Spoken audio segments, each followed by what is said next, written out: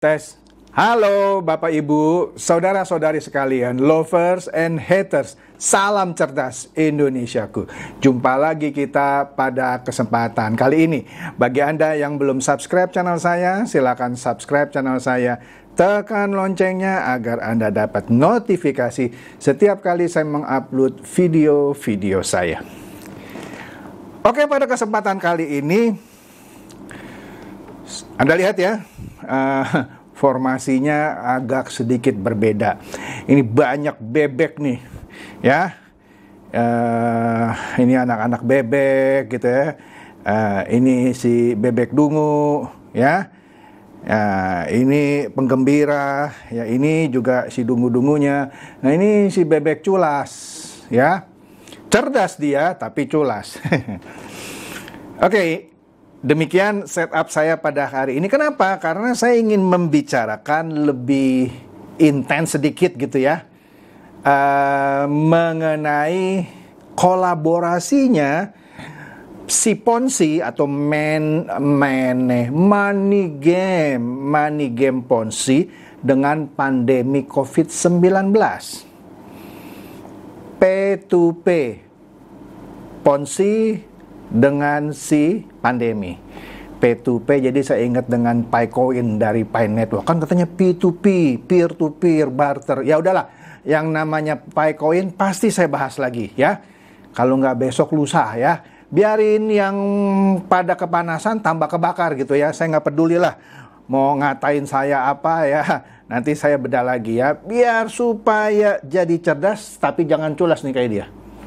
Oke? Jadi begini. Nama Ponzi itu diambil dari seseorang yang namanya Charles Ponzi, yang awalnya memperkenalkan itu money game, ya, yang mana memakan uang orang-orang yang ada di bawahnya.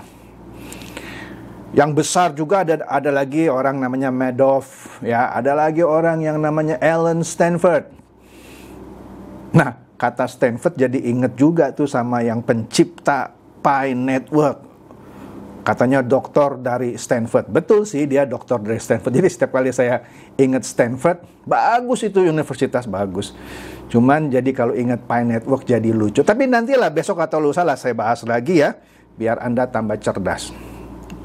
Jadi yang namanya money game Ponzi ini sudah ada sejak lama.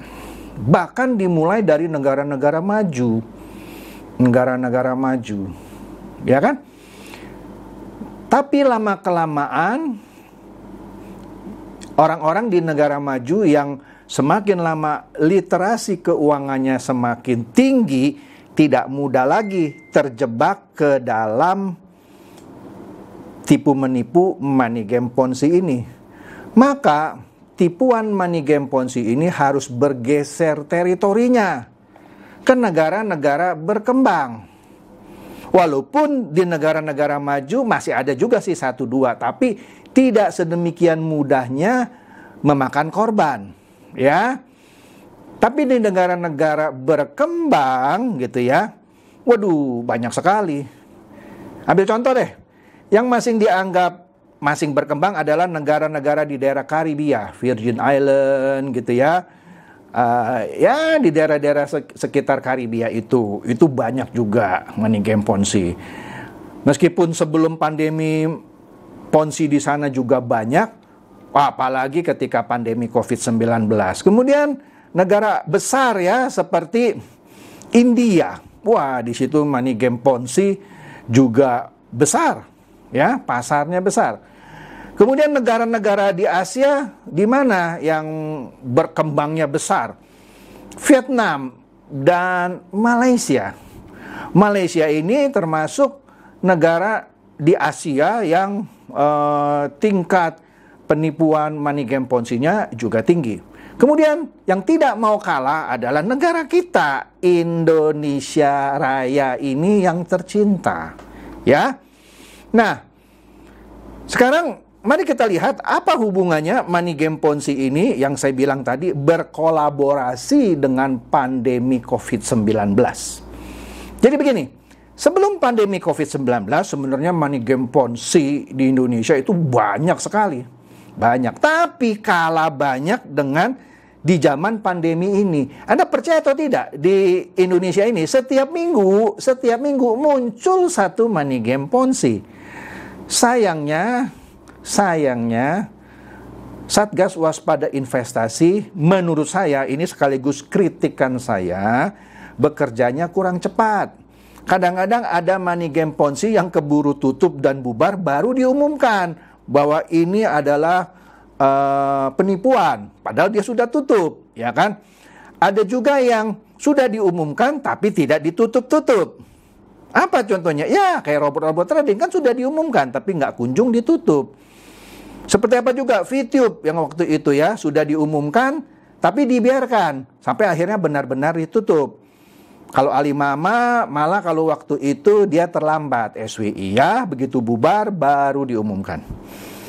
Nah, sekarang hubungannya apa sebenarnya antara money game Ponzi ini dengan pandemi COVID? Jadi begini, kalau pada zaman normal saja money game itu banyak, apalagi di zaman pandemi. Hubungannya apa? Begini, dari zaman dulu kala, kira-kira begitu ya. Karena kan money game Ponzi berkembangnya di negara maju, ya, di Amerika malah, ya. Nah, sifat manusia itu adalah tamak pada umumnya, ya tidak semua ya. Kalau orang diiming-iming sesuatu yang mudah dalam hal mendapatkan uang, mereka pikir ngapain saya susah-susah. Iya dong. Kalau Anda dikasih sesuatu jalan keluar, dalam hal ini mendapatkan penghasilan lebih besar, lebih cepat, siapa sih yang nggak mau? Saya pun kalau ditawarin jujur sih mau gitu, jujur sih mau. Wih, besar amat nih, mau cuman saya periksa-periksa dulu. Bener nggak nih besar seperti ini? Kira-kira begitu. Nah, biasanya setelah saya periksa, saya mengendus misal, ini Ponzi. Nah, tetapi bagaimana dengan mereka yang literasi keuangannya itu tidak ada? Jangankan orang yang literasi keuangannya tidak ada, orang yang literasi keuangannya tinggi, bahkan dia sarjana ekonomi. Bahkan ada teman saya yang MBA terjebak di robot trading abal-abal. Kok bisa? Ya bisa, karena meskipun literasi ekonominya tinggi, finansialnya tinggi, tetapi sifat serakahnya masih ada. Sifat serakahnya masih ada. Nah, ini yang sulit dibasmi ya, orang dia serakah. Jadi mudah terjebak ke dalam pancingan money game Ponzi ini. Atau dia sudah putus asa gitu. Semua usahanya, bisnisnya hancur di masa pandemi COVID-19 ini, sehingga dia sudah pusing lagi. Mau ngapain lagi ini ya? Bisnis ini sulit berkembang, itu juga waduh bisa menghabiskan ini. Nah, ini ada tawaran investasi yang menawarkan keuntungan besar. Udahlah, cobalah, daripada sini nggak jalan, situ nggak jalan, teman-teman saya pada dapat juga kok. Jadi dia sudah tidak pakai lagi akal sehatnya. Dia main tabrak gitu kira-kira ya. Nah, begitu dia tabrak, dia masuklah dia. Begitu juga ada juga teman-teman saya, pengusaha-pengusaha yang sebenarnya secara hitung-hitungan bisnisnya luar biasa pintar ya. Dia bisa mengembangkan sejumlah bisnis gitu ya dengan prudent. Ya, dengan prudent, maksudnya prudent dengan hitung-hitungan yang cermat ya. Dengan kata lain, susahlah Anda kalau mau nipu teman-teman saya ini gitu ya. Karena dia benar-benar bisnisnya dari bawah terus merangkak naik ke atas gitu ya. Kalau ada orang-orang yang mau mencoba menipu dia, tidak mudah. Karena dia memulai bisnisnya dari bawah dan dia tahu ciri-ciri orang yang mau nipu misalnya. Tetapi tetap saja bisa tertipu money game Ponzi. Kenapa? Satu, sama karena dia dalam keadaan pandemi pusing ini bisnis-bisnis dia macet. Ya. Nah, bagaimana ini harus membiayai perusahaannya yang macet tanpa misalnya terlalu mengurangi karyawannya, karena orangnya juga kasihan gitu ya sama karyawannya, dia nggak mau pecat gitu ya. Nah, dia harus cari atau putar otak gitu ya, bagaimana mendapatkan uang dari bisnis lain. Kemudian ada yang menawarkan ini money game Ponzi. Dan testimoninya dari teman-teman, dari saudara-saudaranya yang dipercaya. Nah, ini dia. kejatuhan orang di money game Ponzi kebanyakan itu karena referensi dari orang-orang dekat, saudara-saudara dekat, bahkan orang-orang yang dianggap sebagai idolanya dia gitu. Nggak mungkin ini idola saya ini membodohi saya. Apalagi yang diidolakan itu orangnya benar gitu. Nggak mungkin ini nipu saya, ya kan? Tapi padahal idolanya juga kena tipu. Nah, inilah yang saya bilang kolaborasi antara money game Ponzi dengan pandemi.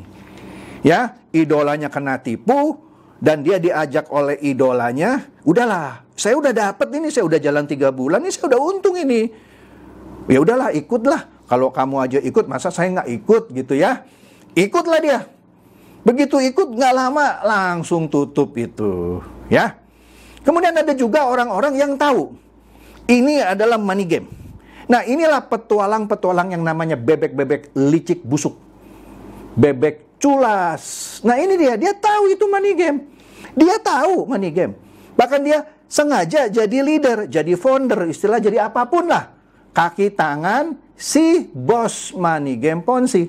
Dan orang-orang seperti ini nih banyak dicari oleh bandar-bandar money game Ponzi. Karena dia ini bisa menggerakkan orang banyak. Meskipun dia sudah bolak-balik masuk penjara, gitu ya, tetap masih dipercaya. Saya bingung gitu sama orang-orang Indonesia gitu ya. Aduh, sudah di penjara. Aduh, masih dipercaya gitu ya. Astaga, ya sudahlah. Ya, karena kenapa? Meskipun dia sudah pernah di penjara, mungkin orang bilang gini, kasih dia kesempatan. Siapa tahu dia ini sekarang bertobat dan bisnisnya benar nih. Ya, ikut, jatuh lagi. Ya, udah jatuh lagi, dia buka lagi yang lain, ikut lagi. Nah, ini kerennya gini, orang Indonesia kan pemaaf gitu ya. Dan ini yang dimanfaatkan oleh si bebek culas. Nah, bebek-bebek dungu ini ya, udah ditunggangi terus oleh si bebek culas. Dia tahu itu money game, tapi dia ambil kesempatan. Dia tahu ini pandemi, orang perlu alternatif penghasilan tambahan. Dia bikinlah segala macam cerita dan segala macam yang membuat si para bebek dungu ini tertarik. Ikutlah dia, kecemplunglah dia, dimakan sama si bebek culas. Begitu itu bubar, bebek culas bilang, aduh, saya juga kena tipu. Saya nggak tahu gitu ya. Nah, inilah hebatnya orang-orang plus 62 gitu ya katanya ya, plus 62 itu Indonesia gitu ya, yang pemaaf ya, yang ya pokoknya melupakan masa lalu gitu ya. Kalau saya mah orangnya selalu melihat track record. Kalau seseorang dulunya pernah melakukan sesuatu yang tidak baik, maka ketika dia menawarkan sebuah bisnis, apalagi bisnisnya kembali lagi too good to be true gitu ya. Too good to be true tahu kan ya? Terlalu indah gitulah singkatnya ya. Too good to be true. Indah sekali gitu ya. Nah, kalau Anda mendapatkan penawaran yang indah sekali, mendingan Anda kabur. Enggak ada bisnis di dunia yang begitu mudahnya menghasilkan keuntungan. Teori mana yang bilang bisnis di dunia itu mudah? Tidak. Kalau Anda lihat orang sukses, Anda jangan lihat kesuksesannya sekarang. Anda lihat berapa sering dia dulu jatuh bangun, sehingga sekarang sukses. Orang sukses, sultan lah gitu ya, enggak bisa semalam. Kecuali sultannya nipu. Ya, gara-gara dia jadi bandarnya Ponzi, atau karena dia jadi kaki tangannya Ponzi, mungkin dia bisa cepat. Tapi biasanya orang seperti ini nggak akan selamat. Ya, nggak akan selamat lah. Ya, nggak akan selamat. Walaupun dia bisa menghindar dari hukum sekali, 2 kali, iyalah. Tapi di kemudian hari, aduh, saya mau bilang apa ya? Saya kehabisan kata-kata gitu ya. Ya sudahlah, nanti tinggal tunggu di akhirat aja gitu ya. Di bumi mungkin lu bisa berkelit lah ya. Bisa berkelit, tapi nanti di akhirat ya, tanggung jawab. Akhirat nggak ada Pak, yang penting kita hidup di dunia nikmati aja. Nah, itu juga yang membuat orang-orang banyak jadi bebek culas. Dia nggak kapok-kapoknya gitu, menipu si bebek dungu ini. Anda mau marah sama saya bilang yang ketipu ini bebek dungu. Ya pasti bebek dungu. Kalau bebek cerdas, setiap kali ada tawaran bisnis, dia pelajari dulu. Pelajari dulu. Betul ini lagi pandemi, semua susah. Cuma dalam keadaan susah jangan sampai kehilangan uang lagi. Anda udah tahu susah, nyari uang susah, ketipu pula. Astaga. Setelah ketipu baru nanya saya, "Pak, yang ini ponzi ya?" Lah, lu udah ketipu baru nanya. Pokoknya satu aja ya, kalau ada tawaran bisnis yang terlalu menguntungkan, tinggalkan. Sesuatu yang too good to be true, tinggalkan. Saya kasih contoh ya. Pak, apa benar orang yang jadi agen asuransi itu bisa kaya? Sebagian besar tidak. Sorry ya, saya ngerti lah dunia asuransi. Tapi sebagian kecil bisa. Tapi asuransi itu bukan money game loh ya, itu bisnis benar gitu ya. Nah, orang yang berhasil di asuransi itu pekerja keras gitu. Pekerja keras ya. Orang-orang yang pekerja keras, determinasinya tinggi, dia sukses. Tetapi kesuksesannya nggak bisa dicapai dalam waktu 1 tahun. Dia butuhlah paling cepat 3 tahun. Nah, kalau ada orang bisnis 3 tahun jadi sultan, udah bohong dah. Ya. Nah, tadi saya bilang, orang-orang yang bisnis di asuransi benar, dia butuh 3-5 tahun baru jadi besar. Nggak bisa 3 bulan jadi agen, super agent gitu ya. Apa sih lah tingkatannya, nggak mungkin. Begitu juga kalau dia bisnis di MLM yang murni ya, yang benar, yang bukan money game. Bisakah dia sukses? Oh bisa. Saya punya teman kok yang penghasilannya baik di asuransi maupun di MLM setiap bulan ratusan juta bahkan miliar. Ada. Kok bisa? Bisa. Dia meniti karirnya sudah sejak lama, bahkan ada yang sudah 10 tahun. Dan dia konsisten. Bisa. Tapi apakah semua orang bisa seperti itu? Ya kalau dia mau seperti itu bisa, tapi kebanyakan orang suka putus asa gitu ya. Nah, itu baru bisnis yang benar. Saya bukan mempromosikan asuransi atau MLM ya. Tetapi ini hanya sebagai perbandingan. Nah, Anda kerja di perusahaan, kapan Anda bisa jadi presiden direktur atau general manager lah. Nggak mungkin dong Anda baru masuk 3 bulan jadi general manager. Mimpi kali coy. Sama di bisnis apapun nggak ada yang mencapai kesuksesan dalam waktu singkat. Nggak ada. Itu hukum dunia apapun mengatakan demikian. Jadi kalau ada bisnis yang bilang Anda bisa kaya nih dalam waktu 6 bulan, Anda mendingan kabur. Nggak usah nanya saya, Pak ini bisnis benar nggak? Ini bisnis Pak sebulan 20% Pak. Astaga, kalau sebulan 20%, Ibu Sri Mulyani sudah taruh uangnya di bisnis itu karena setahun berapa? 240%. Waduh, Indonesia akan cepat keluar dari hutang-hutangnya. Anda tanyalah kalau ada orang yang nawarin ini sebulan 20% coy. Sebulan 20% coy. Tanya Ibu Sri Mulyani masukin uang nggak sih? Pak Jokowi masukin uangnya nggak? Pak Jokowi menginstruksikan Ibu Sri Mulyani nggak untuk cemplungin uangnya ke bisnis ini? Pasti tidak. Kalau dia benar 20%, Ibu Sri Mulyani pasti taruh dulu uang Indonesia. Dan Indonesia akan merdeka dari hutang-hutangnya. Begitu saja gitu ya. Nggak usah jelimet gitu. Periksa gitu. Tanya aja. Berapa? Wah ini gampang gini.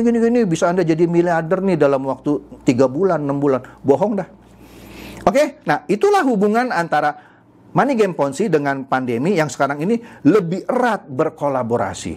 Karena orang dibutakan oleh hal-hal tadi yang harusnya dia melakukan do your own research.